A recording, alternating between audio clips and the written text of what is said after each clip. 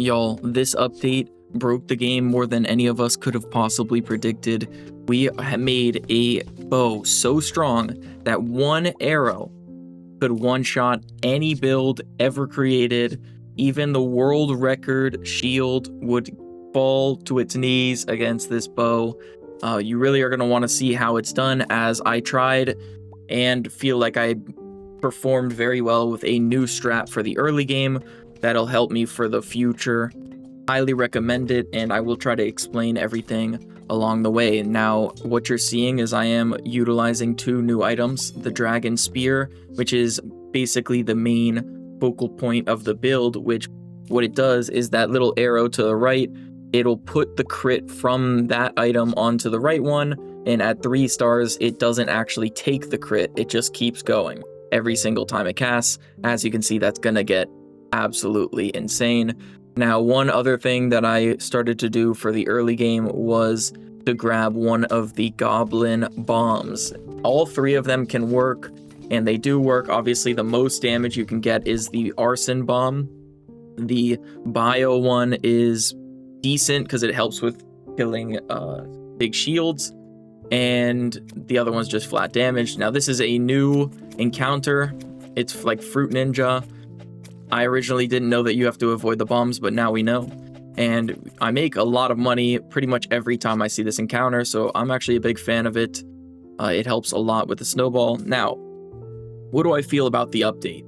So when it comes to the update, I will say that some things are still bugged. For example, 1000 Cuts is not working as intended. It actually is supposed to not go before Dark Orb, and with the alphabetical order stuff, whatever, it actually means that shields should always go at the same time as damage, to my understanding. So even Cobalt Spears won't be going before Curse Shields anymore, as I think it's supposed to all go off at the same time. Now, I think that means that range will probably still hit after melee, but shields should always go off at the same time as damage, which means that you'll always need a shield against Cobalt and stuff like that. However, there is a really cool strategy that I have to break the world record damage. We were actually really close in this run, but if I'll employ it as soon as I am told that the 1000 Cuts is not as prevalent. So definitely let me know if any of you recognize that it isn't a thing anymore, or basically that you can get your Dark Orb off. Now, what you're seeing in my inventory is called Horde. It's a chest that, similar to a Dragon's Orb, can crit, and it gives itself sell value and gives you gold.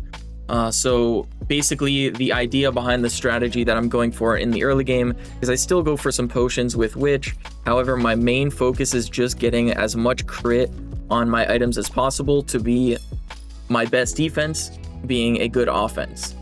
So we're still generating potions just to get a little extra fluff in there, but the main idea is to just get crit on everything, and then hopefully get a Frozen Jaw, which is the crit necklace, quickly in there, and get a big horde as soon as possible. That way I can sell it and kind of make a transition from my build into either a 2-star simple curses or just whatever fits in the moment. Now, like I said, the update is amazing. I'm actually very happy with it. When I originally read it, I wasn't as excited. Like I said, especially once they make the changes that Okari had mentioned in the patch notes. That'll be insanely fun, and shout out for that. However, the one thing that I will say, as you know, I am trying to be as honest as possible with all reviews, all grind reports, is the numbers are completely out of whack. You know, that just comes with time, and as people play more and find game-breaking stuff like this, there will need to be tweaks, as this build is so unbelievably strong that nothing will even be able to compete with it. To my understanding, as soon as the 1000 Cuts change goes in, you basically can tie every build in the game. However, I'm not going to exactly say how to do it because I want to make a video about it. But like I said, once the 1000 Cuts gets changed, then this is the only build to go. as you can't really beat it any other way. Now, if I will do a similar thing that I did to that 1000 cuts build, where if I make this the video that I'm talking about and I post it, I will put I will paste the build code in the description, and I would love to see anybody beat it, not tie it, beat it with the final build. I mean, I don't think it's possible. So definitely stay tuned for that. And of course, if I do make it happen, I will tell you exactly how it's done so you can do it for your own games. I like the idea that my videos, or game breaking videos like that, can change the meta in a game like this, which is really cool to have some sort of sway like that.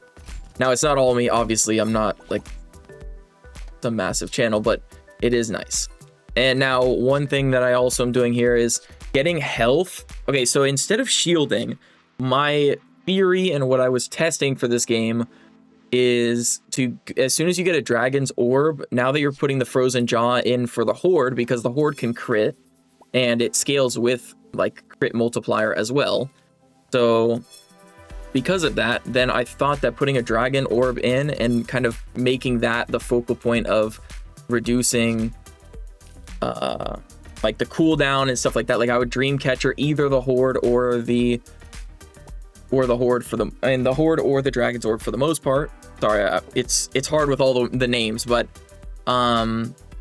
this is how I'm getting my simple curses to get the debuffs, because I didn't get any brew today's early enough, and I'm pretty much set in terms of gold. As you'll see, you basically have like a day 10 or 11, like couple thousand gold from the horde, depending on when you 1 and 2 star it and how much cooldown you're putting on it or multicast.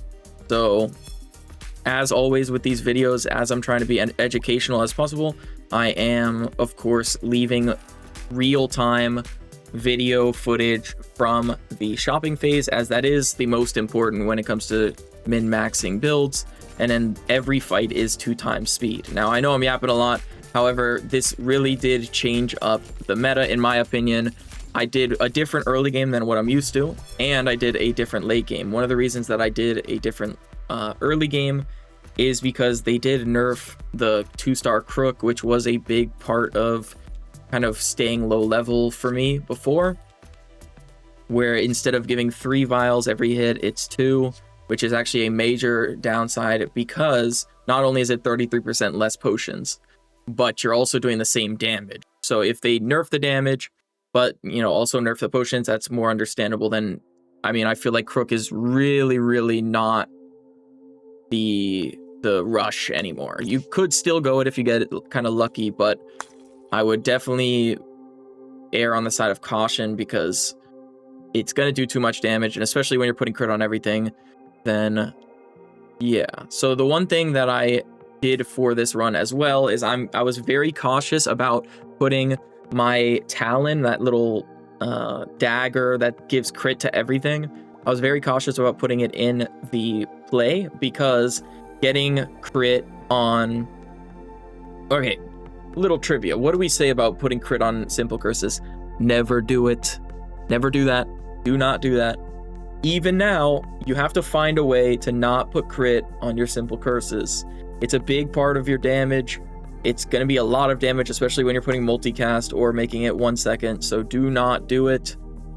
You're going to have to be a little strategic, which is why you see I have so many items in my inventory. Luckily, when you have a horde, you have plenty of gold, which is really nice. And as you can see, I'm trying to be able to buy everything without having to lock the shop, as every turn matters when you're min-maxing this hard. I wanted to get the frozen jaw to 1 star, not only to be strong for this next fight, but also it would give me obviously a chest, and then hopefully I'd be able to get basically everything I wanted without having to lock the shop. However, I don't think I'm able to do it. It's always good to put 2 nature's calls in if you have nothing better. But as you can see, I mean, I have 15,000 HP.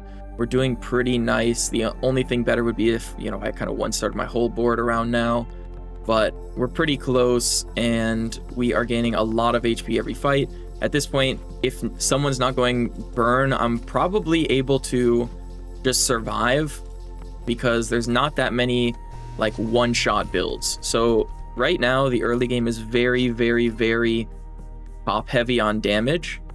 With the addition to goblins, there's a lot of like bomb stuff, and bomb is really strong, don't get me wrong, but if you don't die initially, you kind of have time to scale, so you don't want to like rush into damage, because as long as you have some healing, once you take that initial burst, if you have enough max health, which is why I kind of hooked up this strat, then you can just heal it back, and you're probably gonna have enough max health to have more than them, because most of the bomb stuff doesn't have any shielding inherently.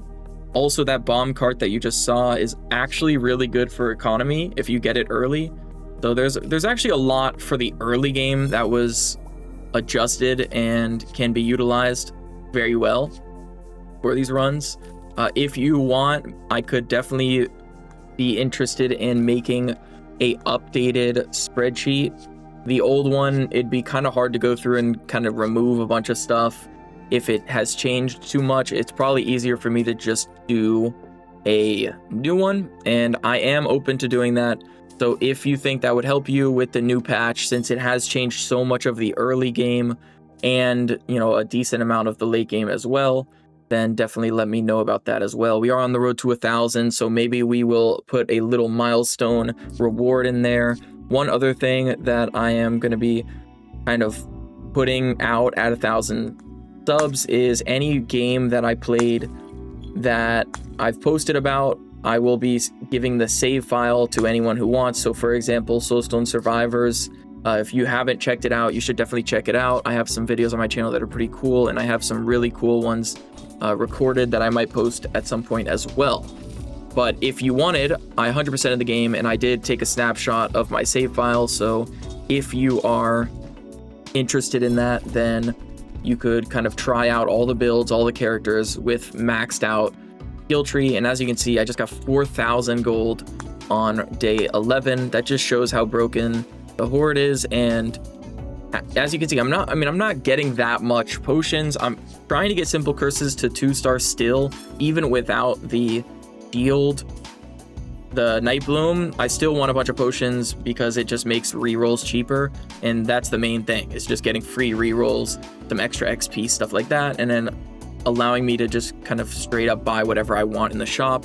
It's actually a really fun strategy, and I think this is probably my go-to from now on. Just go full crit instead of focusing on trying to just out shield them, and then over time, the nice thing about having max health increase from Dragon's Orb and like kind of going for that is it carries over, right? So instead of starting every fight and having to scale, you're already scaled for the future. And if you get an early Crown Forge, not only can you afford it with this strategy because you're gonna have a lot of money, but you can also put it on the Dragon Orb to get more scaling on your HP, but also insane amounts of gold, which would make it so you almost don't even need a cursed necklace anymore. So this might be honestly the optimal strategy when it comes to early game.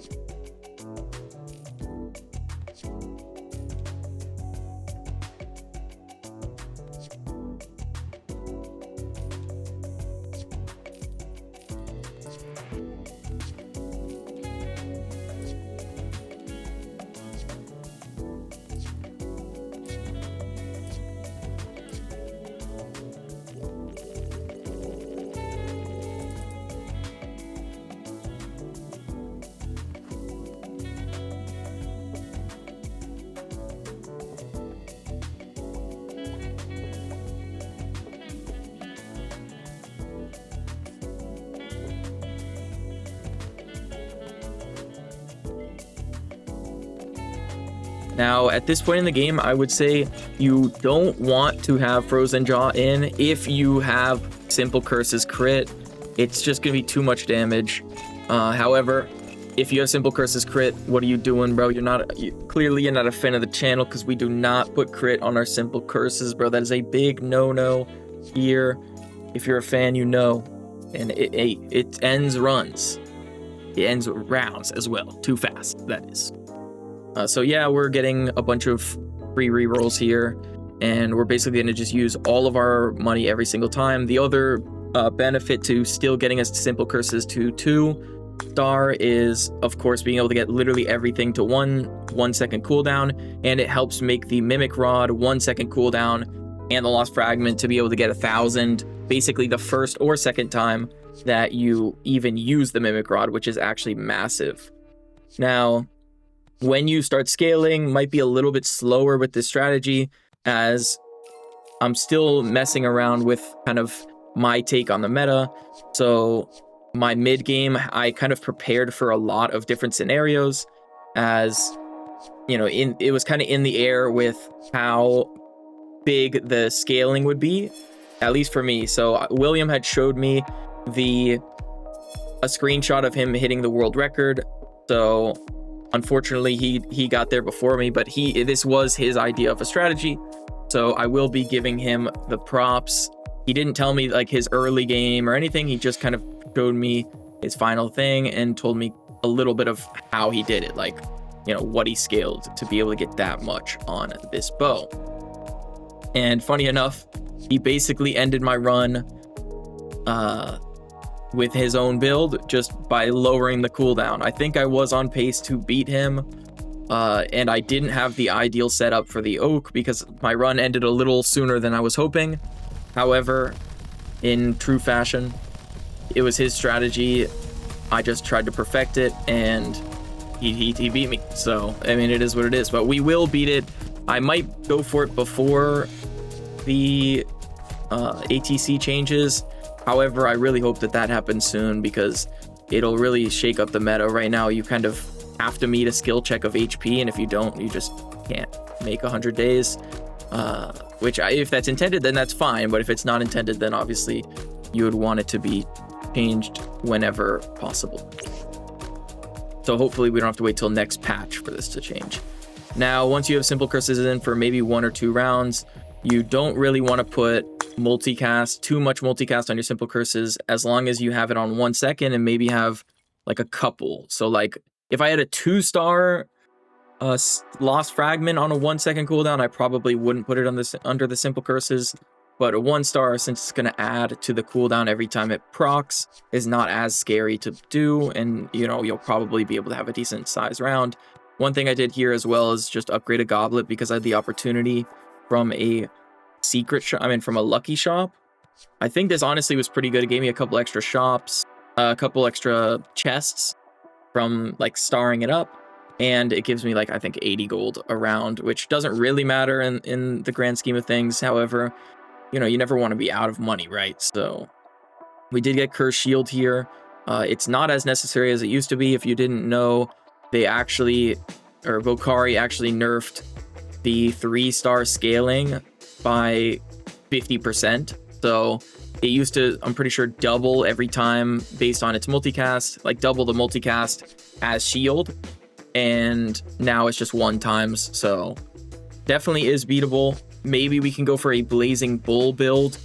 However, I think this build that I'm showing in this video, if people watch this video and try to improve upon it or just straight up follow it, you'll beat pretty much any build in the existence of the game, especially once you have ATC kind of out of the pool. Considering, you know, I thought it was just the indefinite tag that made that happen, but I guess it did have more to do with alphabetical order, which I guess most of the community was actually just wrong about. So yeah, so it'll be, once that's not a thing, then it's free reigns to try to implement your own strategy and get some new high scores.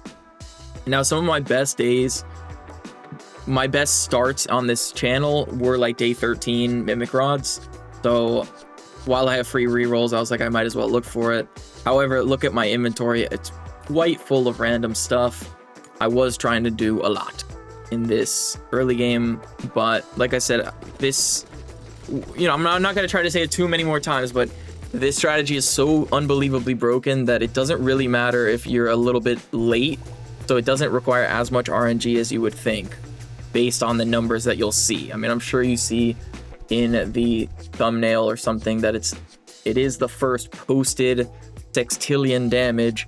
And keep in mind, the world record before this patch was 3 Quintillion by William on shielding. So if you think about it, I mean, that's less than 1 bow shot. Like, and we're talking, I'm pretty sure I was doing close to that without a frozen jaw and without the horns, like just from raw damage. It's just insane. Like I said, I can't imagine that it doesn't get nerfed. And if it does get nerfed, I have some ideas, so don't you worry. You're definitely going to want to stick around and subscribe if you want to see the ideas come to life.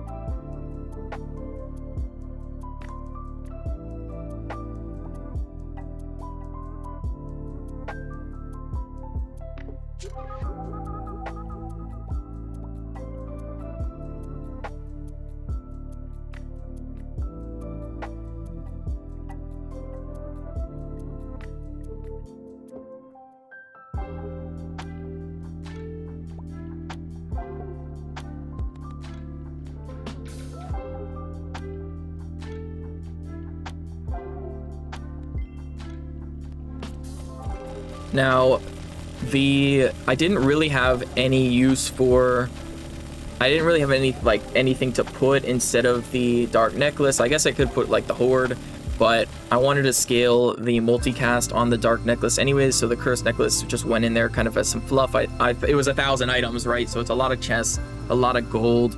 However, the only reason I even got the cursed necklace is because once I get it to 3 stars, it'll at least give me a dark orb, which is the one thing that I'm missing. I have cursed shield, I do have the pyramid, even though I don't think I even use it. And yeah, it's just a lot of gold. So at this point, there's not really too much else to say. We're just 3-starring our whole board, kind of doing the classic. You will see the scaling a little bit later.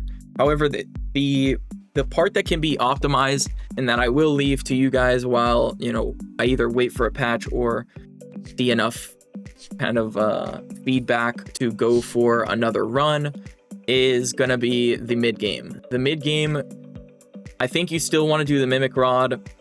However, you need a lot of potions.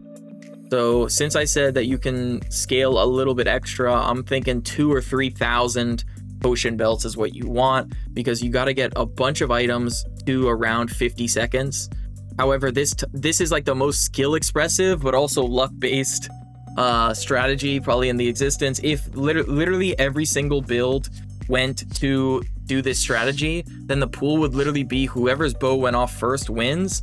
But you know, for a world record or something, you need to be the guy who scaled the most throughout the game. So you could just go to, you know, 10 seconds and beat everybody, but eventually you might verse a shield that actually scaled, you know, last patch, because I was told that the endless pool wasn't actually fully scrubbed, meaning that stuff that used to scale, like let's say William's Quintillion shielding, if you don't scale your bow enough, you might not be able to actually kill that before he kills you with poison or something. So, you know, unless you're able to read the numbers really well, then you're gonna have to kind of guess and go based on how much you're overkilling by and stuff like that. But like I said, that's probably the most skill. Like, even if everybody did this bow thing, you just still have to make judgment calls throughout the entire run as to when you want to be done using the Mimic Rod, kind of when you want to use your shield, when you want to transition into your scaling, when you want to put in different items. As you're going to see, the scaling, you have to scale very like a bunch of different things. And yeah, I actually really like this, and I think this is hopefully how the meta kind of progresses. But obviously I'm not a dev, and I'm not sure that my input is necessarily changing much. But look, right here, big mistake. I needed to look for ink. I don't know if I could have even afforded it, but I needed to put something like the frozen jaw on the bottom left, because as you can see, damage, I had a damage slot from the slot buff, which means that I literally just killed them with freaking damage slots. So if I can't find an ink between now and the next round, I'm pretty sure I just put something that either has a low cooldown or just something that barely will ever cast. But I am looking for ink to get rid of that extra damage. But that is a good showcase of how perma casting anything with just a little bit of damage can end a round very quickly. I mean, I was 23 damage, but it was, you know, always casting the entire round, and that guy just didn't have that much shielding on day 15. So we just win, and that's unfortunate. And we lost out on some potion belts and stuff, so definitely can be improved there. But obviously, I don't know that a perfect run has ever been done or will ever be done, because I think it's pretty subjective if it's perfect, because there's always something that you could improve on a run. I feel like I don't know, I feel like you'd have to have a bit of an ego to think that you literally couldn't improve anything about a run, at least with the auto battlers that I've played in the past. So yeah, I honestly like the fact that it always feels like there's something you can improve on.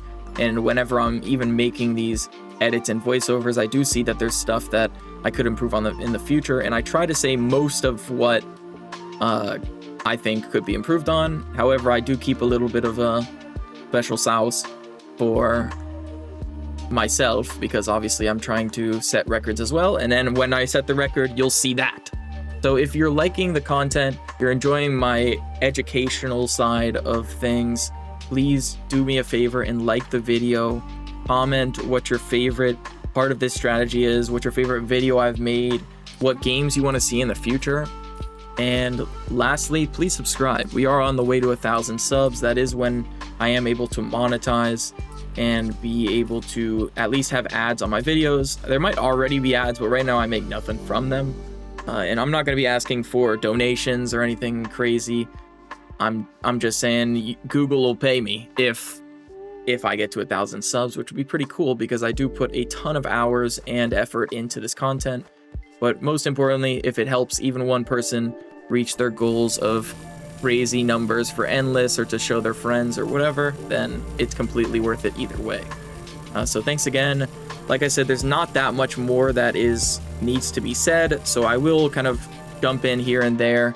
However, something to note for these next few fights is just look at my HP when I'm fighting, and you'll see that there's a lot of fights that I literally won just because I had so much HP that they didn't have enough poison or whatever to get through it. Now, the downside is if you see flame, you have to be ready with a protector, but that's why I always keep a protector in my inventory. Or you could have a curse shield, but my curse shield was 1 star or 0 stars, so there wasn't much scaling to it, and I would have definitely lost, so I had to have a protector. But I do have so much HP, and I'm making so much gold that I was pretty comfortable for the majority of this run until much, much later.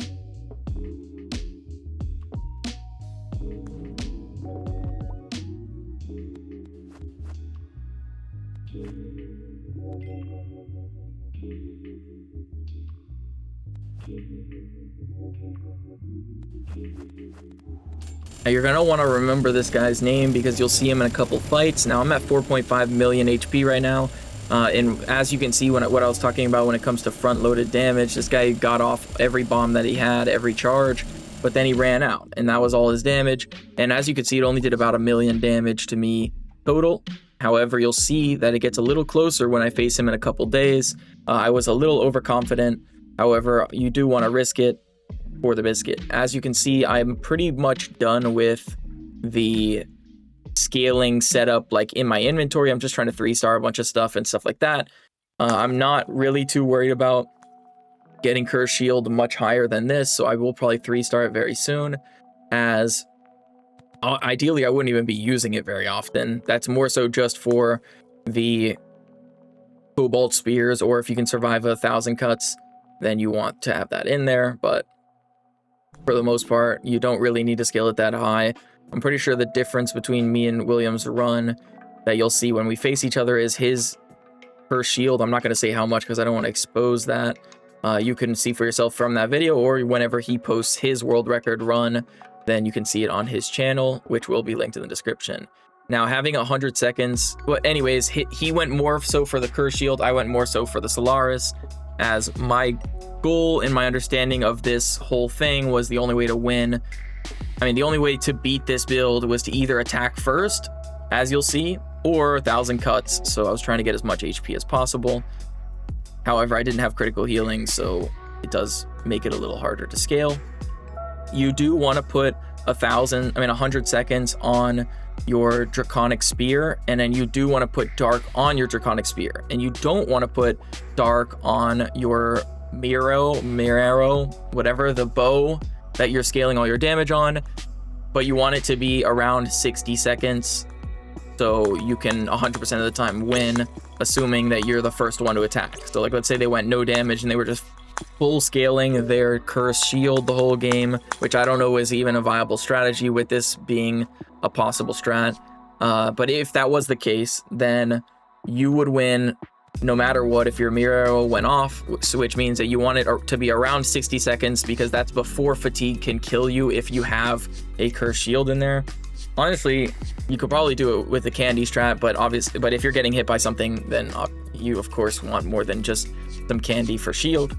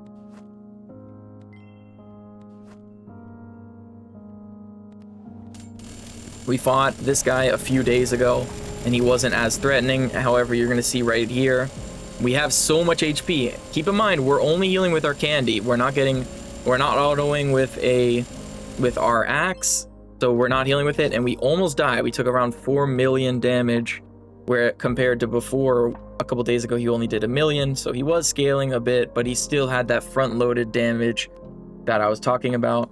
However, if I went my normal Witch's Shield build that I have talked about, then I probably wouldn't have even had a chance against that guy. So definitely showing that there is a big kind of positive to going this new build that I'm showcasing. Now, one thing that I do basically after every round for the rest of the game with the mirror arrow, or basically anything else that I want to have at 50 plus seconds, is I make sure to delete the the dark essences before I right click, and then it doesn't matter what you put on your mirror arrow as long as it's like around 50-60 seconds. Keep in mind you want to change that based on what everyone's doing. So if you're playing runs and everyone's keeping it at 40 seconds, you have to make it 35, right? Because you have to be able to beat those builds, and you won't be able to survive them. You just have to kill them first. So that's gonna change with the meta. So this video will be not dated, but the strategy might be the same. You just have to change the cooldown based on what you're seeing in your runs. So that is probably the only way that you could lose. But you also have to kind of predict when you're facing, similar to basically any other run, you have to predict when you're facing poison and stuff like that, just so you can scale in some rounds and then survive in some rounds and stuff. But you ideally would always go the 60 seconds because you're guaranteed to win if your mirror arrow goes off in any fight.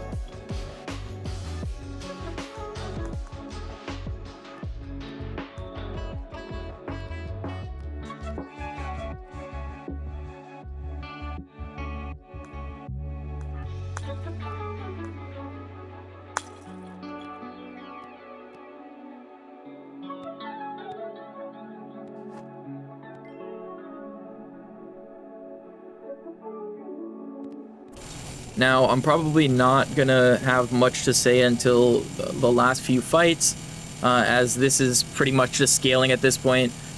How much you want to put damage-wise on your arrow depends on kind of how high the number you want it to be. I feel like after a few rounds, you could just put it in the dark slot and win the entire game. However, I wanted to just keep scaling it, as beating William's record was ideally what was going on. However, this is the first run attempting this. I was trying to get basically everything close to 1 second by the end, which is why I didn't get rid of my potions belts earlier. However, I did forget to make an extra horn, which might have made the difference damage-wise against William's thing in the end, as I don't know, for some reason I went with a sword as if that was going to do something, but I wasn't as prepared for fighting the oak. Now, the very unfortunate thing also about this run is having the dark slot on the left side. This is good if you're going for like a pyramid poison thing because you want it to give to the thing on the right. However, with the spear, it's on crit, it's not on start of combat, so you don't actually want to put that in the dark slot because it doesn't do anything. So you want your arrow in there, and your arrow can only get the crit from the thing to the left, so you want your dark slot on the right, basically what I'm saying. And the only other thing that I would say is this Talon, you should basically never make it 3-star. I mean, maybe you can, I'm sure William did in his video, maybe, but I didn't, and as soon as I did, I felt like it was a mistake, so I never used it again. However, it definitely was not needed to scale it anymore. At this point, I'm just scaling the the bow by putting the spear next to it, and this bow itself without the spear. When I don't feel like I don't need the spear, I just put the bow in the dark slot, which is what you're gonna want to do. If you are enjoying this is the last time I will say this besides at the end of the video. Please like, comment, and subscribe. It takes a lot of strategy to be able to kind of come up with this stuff and maximize these runs. Whether they get to day 100 or not, there is a lot of RNG involved. However, this is a pretty consistent strategy, and I could definitely see this being the only viable strat if everybody kind of does it, executes it well. The only difference is going to be you'd be able to beat them if they were scaling on the round that you're not scaling and stuff like that, but that just comes down to skill and luck as well. But once again, like the video, comment, subscribe. Thank you again so much for watching. I'm going to let you enjoy the rest of the video, and I will talk to you again when we take our losses and when we fight the Oak.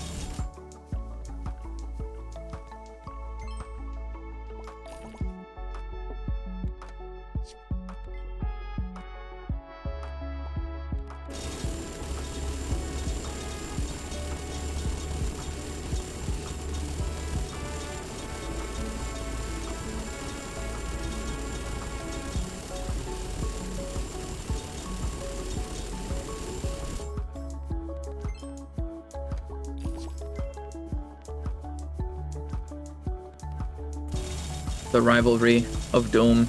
As you can see, we fight William here, and I realized as soon as I moused over that it was over.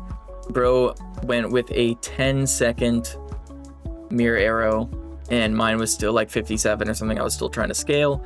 His, now something to mention, his mirror arrow is on the, his dark slot is on the right side. That is insanely beneficial because you can scale both the arrows damage, like the mirror arrow, plus having the spear to its left, whereas I had to choose one or the other. So hey, I would have taken that record.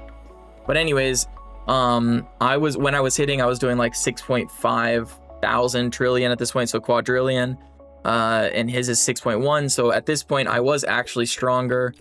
However, he was, I don't know if he was low HP or what. You're gonna have to watch his video to find out, but he made his arrow 1 second. So now at this point in the run, I'm 1 HP. It's only a matter of time before I verse 1,000 cuts, which next patch or whenever there's a hot fix to make it hit at the same time as the Dark Orb shield stuff, then it won't even be a problem, and then you'd only lose to this, which means that if you made everything 1 second at this exact point, you should be able to get to day 100 with like a protector and stuff as well. That way you can't die to poison, and then you'll tie every mirror arrow that also is going for 1 second shots, as nothing can get enough shielding at this point. Just with this scaling alone, not if I had no more scaling for the rest of the game, that's exactly what I'm almost positive would happen. And now I made everything 1 second. However, there's, I'm not worried about facing William again because I'm sure he left his at 20 seconds for a little bit, whereas I made it 1 second because I'm going for it. However, at some point I will face 1,000 cuts. It's inevitable. Unfortunately, I don't have the 10 multicast on all of my horns either, or my 2 horns. So was really hoping to get that so I could have the biggest number possible on the oak. But we faced a guy, 300 million. I don't have the critical healing. 300 million at this point in the run would be pretty hard without it. So we took a loss. And that's okay, because we're about to fight the oak. Now, like I said, we instantly are doing quintillions of damage. We, of course, are going to mute that. It's a little too loud. But I wasn't able to put the 3 horns in there. So, and I had to have the dark necklace because that's how I was proccing my dark orb, which was proccing my horn permanently. However, I don't have that much shielding in this fight against the oak, so this isn't actually going to be my PB. I do change to put my cursed shield in there. That way I can survive the kind of the fatigue or burn or whatever you want to call it a little bit longer to get a little bit more damage in there. So that's exactly what we change, and you're going to see a little bit of a difference. But like I said, if I had 3 horns and 10 multicast on every single one, would we be able to get the world record? I'm not so sure, but I think if we had a dark orb on the right side, we definitely would have had the world record, and we could do it. I just need to know from the community if that's what they want to see, and of course we will have to deliver as we do. I'm going to let you enjoy the rest of the episode. Thank you all so much for watching. I hope you have a blessed morning, evening, or afternoon. There's a lot of good stuff on the horizon for this channel, and I will be streaming on Twitch, twitch.tv/thegrind_reporter if you are interested to see what games I'm grinding. I also have a special project that I'm working on. However, I won't announce that until it is kind of guaranteed, and then I will be letting you know. So definitely stay in touch. You can also get my Discord, which is, it's my GameBoltPlays Discord, but if you want, go to my GameBoltPlays channel, and in the description of every single video is my Discord. So if you want to join there, you can talk about anything, as long as it's like PG, don't be a weirdo, or you will get banned. But otherwise, thanks again for watching. I will catch you in the next one. Grind Reporter signing off. Peace out.